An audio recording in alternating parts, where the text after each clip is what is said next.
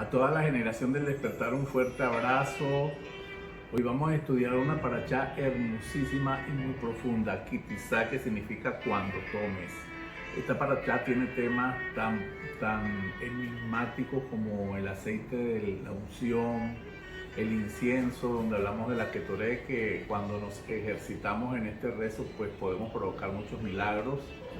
Y definitivamente comenzamos la parashá con el tema del censo, pero profundizamos cuando entramos al tema del becerro de oro, que eso da mucho para hablar, mucho para profundizar, y es un tema que nos enseña hasta el día de hoy, porque por generaciones hemos visto el efecto del pecado del becerro de oro. Yo soy Isaac Chamuel y ustedes son la generación del despertar. La porción bíblica de esta semana comprende desde Shemot 30, 11 al capítulo 34, 35. Esta parashá comienza con el siguiente texto. Hashem le dijo a Moshe: cuando censes a los israelitas para establecer su número, no lo cuentes uno por uno. Cada uno deberá entregar una moneda como contribución, como rescate de su alma, para que no haya ninguna plaga mortal entre ellos a causa del censo.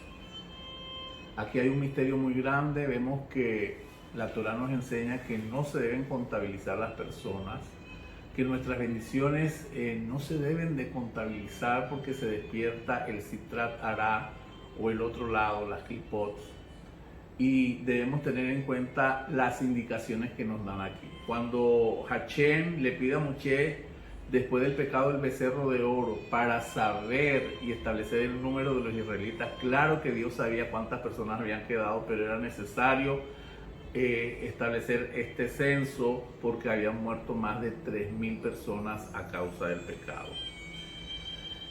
El conteo no se podía hacer cabeza a cabeza, sino que se entregaba medio shekel para que en medio de ellos no hubiese mortandad.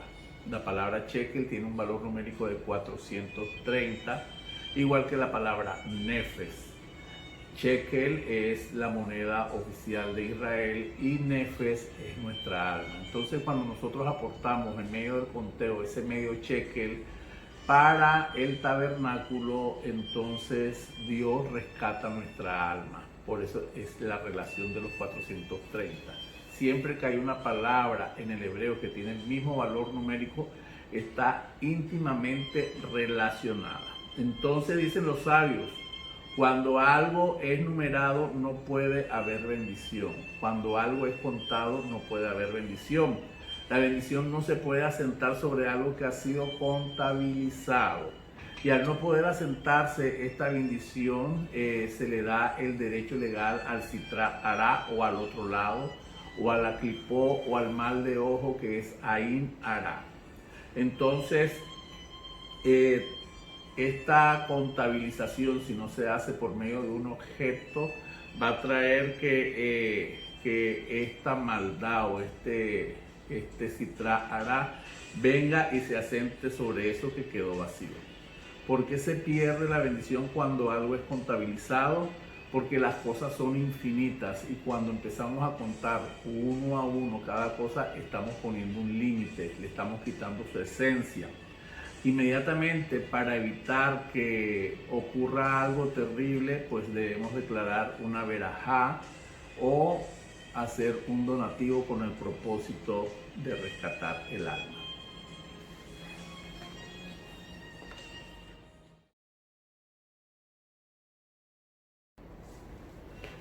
El pecado del becerro de oro lo podemos explicar de la siguiente manera.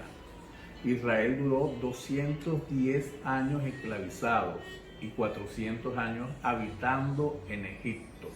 No siempre fueron esclavos porque en un comienzo estaba el respaldo de José Hatzarit y todos conocían que él fue virrey y después fue faraón.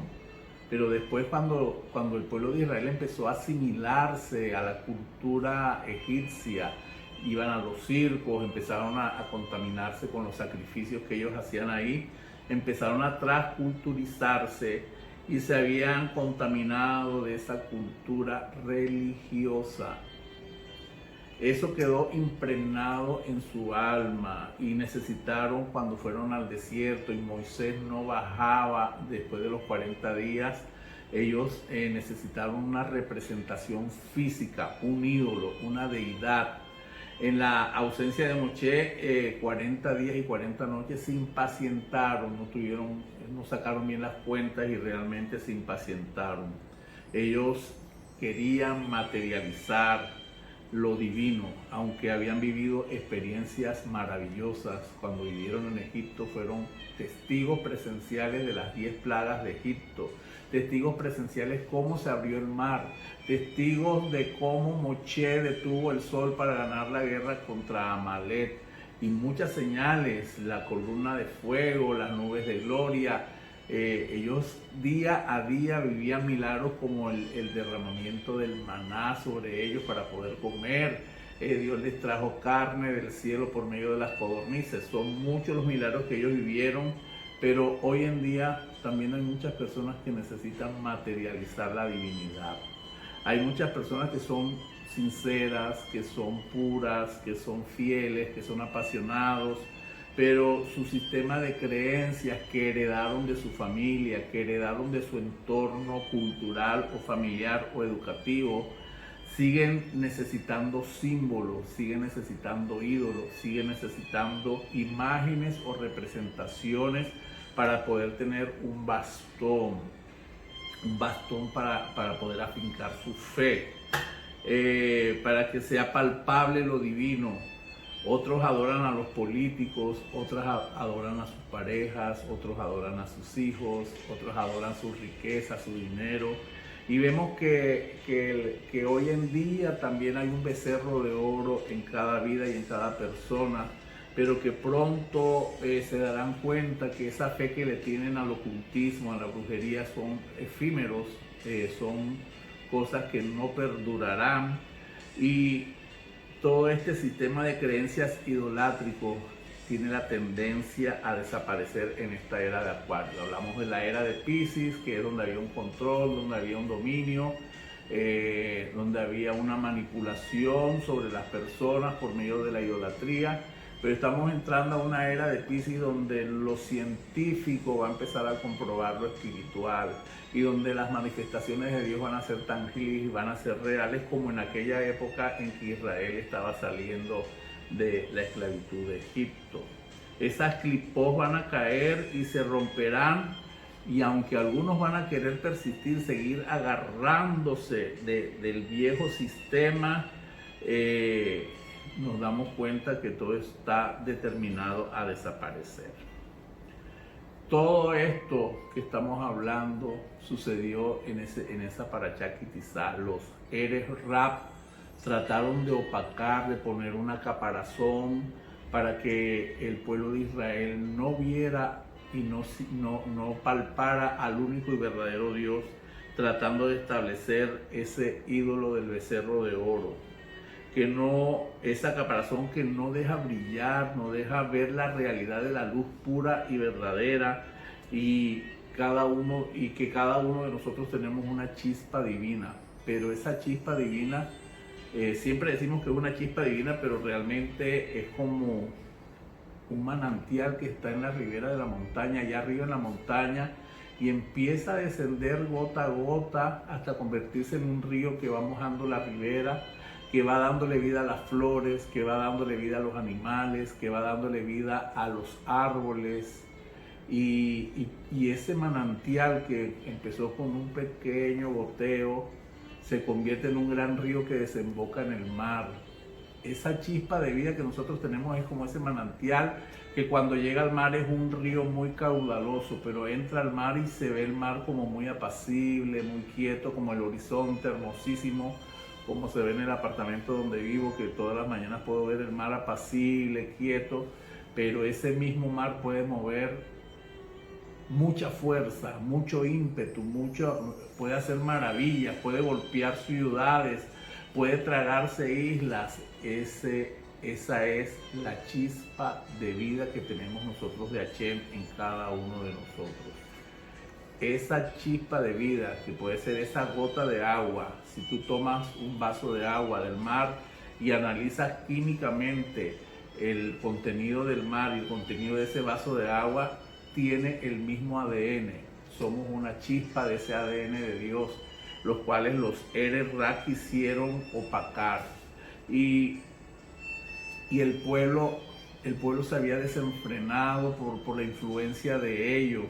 El pueblo de Israel se había desenfrenado a pesar de que habían alcanzado niveles altísimos al nivel de Adán. Habían alcanzado nuevamente esos 50 niveles que Adán había alcanzado. Habían alcanzado el nivel de la inmortalidad. Habían alcanzado la pureza que tenía Adán antes del pecado. Pero ellos pecaron y dijeron, los Eres-Ra, ese pueblo que se adhirió a Israel cuando salió de Egipto, danos un líder, pero era la manipulación para poder echar abajo todo lo que se había logrado. ¿Quiénes eran ellos? Los Eres-Ra era la generación que murió en el diluvio. Recuerden que antes del diluvio Dios se había arrepentido de haber creado al hombre porque se habían mezclado, se habían paganizado, había mucha corrupción, mucha perversión, y en el diluvio hubo esa catástrofe, tuvo que ser todo deshecho por medio del agua. Esa fue la generación de la Torre de Babel, y esa fue la generación de los magos de Egipto. Son los que hicieron el becerro de oro.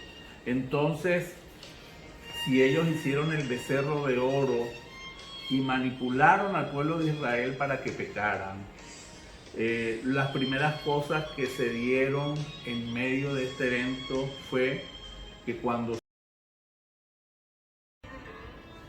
en este evento del becerro de oro ocurrieron cosas muy importantes que todavía se mantienen las consecuencias de este pecado. Las mujeres nos dieron sus pendientes, sus arcillos para la creación del becerro. Ellas no participaron, por eso ellas están en gran estima delante de Dios, y el rojo de cada mes es en honor a ellas.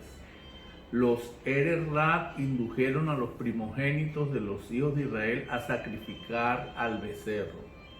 Ahí ellos perdieron el derecho de servir a Shem, y en cambio este derecho fue transferido a la tribu de Leví. Tan pronto pecaron, las nubes de gloria se apartaron, quedaron desprotegidos. Bajaron 1.200.000 ángeles, descendieron y removieron de ellos las joyas celestes que les había sido entregadas en Matán Torah. Las dos coronas que cada israelita había recibido por pronunciar las palabras de Naaseh Benishma. Estas coronas espirituales les había garantizado la inmortalidad, inmunidad del ángel de la muerte. Cuando pecaron y abandonaron su grandeza espiritual, otra vez volvieron a ser mortales. Wow. Cuando Moshe descendió del monte, las letras del Lachón Jacodés que estaban inscritas en las Lupot, esas letras ya habían desaparecido de las piedras de zafiro. La kedushá de las letras no podían entrar al campo que se había impurificado con tamé. La Shekinah se había apartado del campo de los israelitas. La lepra apareció en la frente de todos los adoradores de ídolos. Fueron probados con agua de sotá, ritual que se usaba para ver si la mujer era adúltera. Todos los que participaron en la adoración del becerro de oro les dieron a tomar agua de sotá, y los que participaron amanecieron reventados por dentro en sus órganos internos. Murieron muchos, algunos por el agua de sotá, otros murieron en manos del Beidín y otros murieron por la plaga, una plaga que se desató a causa de este pecado. Moshe subió nuevamente desde el 19 de Tamuz hasta el 19 de Ab para suplicar a Dios misericordia. Moshe descendió con las nuevas tablas escritas por él en Rosh Jodés de Lul, y había permanecido en el campo celestial por 40 días. Esta fue su tercera estadía, sumando 120 días que Moshe estuvo frente a frente recibiendo instrucciones de parte de Hashem. El 10 de Tisrei, Hashem perdonó a Israel por el pecado del becerro de oro, convirtiéndose en el día más solemne por generaciones, Yom Kippur, el día del perdón. Cuando Moshe descendió con las segundas tablas, su cara brilló con reflejos divinos y rayos de gloria. Pero volviendo al tema principal que nos atañe en este momento, cuando los Eres Rab llevaron al pueblo de Israel a decir: haznos dioses que nos guíen. ¿Cuál fue el pecado más profundo de los Eres Rab? Tratar de alejarnos de los secretos de la Torá. En el Zohar explica que los Eres Rab pecaron contra la madre. La madre es la Shekinah, es decir, alejarnos de los secretos de los mundos superiores. Por eso ellos pedían: haznos dioses que nos guíen, porque ellos querían poner esa caparazón, poner esa clipó. Israel se apartó rápidamente del camino y se convirtió en una novia que pecó bajo la jupá. Eso está escrito en el Tratado de Chabá 88b. Israel pecó en pleno acto del matrimonio. Y dice el libro de Cantar de los Cantares 4:9: me has enamorado con uno de tus ojos. Dice esto con respecto a la entrega de la Torá. ¿Qué quiere decir esto? Israel recibió la Torá con un ojo y con el otro estaba mirando hacia el becerro de oro. Cuando se mira con los dos ojos no hay mezclas. Y eso lo tenemos que tener presente hoy en día. Muchas personas están caminando bajo el estudio de la Torá, pero en su vida interior, en su vida familiar o en su vida laboral no están caminando de acuerdo a las ordenanzas de Dios. Esta dualidad de luz y oscuridad puede provocar la caída al peor de los abismos, como una novia que engaña al novio en el momento de la boda. En el libro de Primera de Reyes 18:21, el profeta Elías confronta a Israel. ¿Y hasta cuándo van a caminar entre dos caminos? Si Hashem es Dios, vayan con él. Si Baal es Dios, vayan con él. No se puede pretender tener luz y oscuridad. No se pueden servir a dos señores. No se puede servir a Dios, al Dios de Israel, y no se puede servir al oponente. No podemos tener mezcla de voluntades. Por un lado, apegarnos a Dios y a la Torá, y por otro lado, anhelar lo mundano. Tenemos que ser de una sola pieza. Ajer es la historia de un señor que era muy apegado a los estudios de la Torá, pero siempre estaba entonando música griega. Y cuando estaba en el Beit Hamidash estudiando Torá, caían de su regazo libros de herejía, porque a veces nos vamos detrás de la curiosidad y empezamos a indagar en el árbol del conocimiento del bien y del mal. Estas dos contradicciones regían sobre él. Por un lado el estudio de la Torá y por otro lado los libros de la herejía. En cada cierre de Shabbat se hace la verajá de separar lo santo de lo profano. Por eso Dios hace tanto énfasis en separar lo santo de lo profano. Para muchos y para nuestros hijos todo es normal. Hoy los medios masivos están bombardeando a la juventud y a todas las personas diciendo que las escrituras están obsoletas, que hay que renovar. Hasta nos damos cuenta de que para nuestros hijos su criterio se está siendo formado a causa de los medios masivos, y todo es normal. Es lo mismo Harry Potter que un libro de escrituras bíblicas. No hay ninguna diferencia, más hay una fascinación más por Harry Potter que por las cosas santas. Este criterio formado por el bombardeo de medios masivos puede hacer caer en grandes abismos a nuestra familia, donde difícilmente pueden retornar. Pero estamos entrando en la era mesiánica, que la luz del Supremo va a irradiar y va a resplandecer sobre toda la tierra, porque la tierra será llena del conocimiento de su gloria.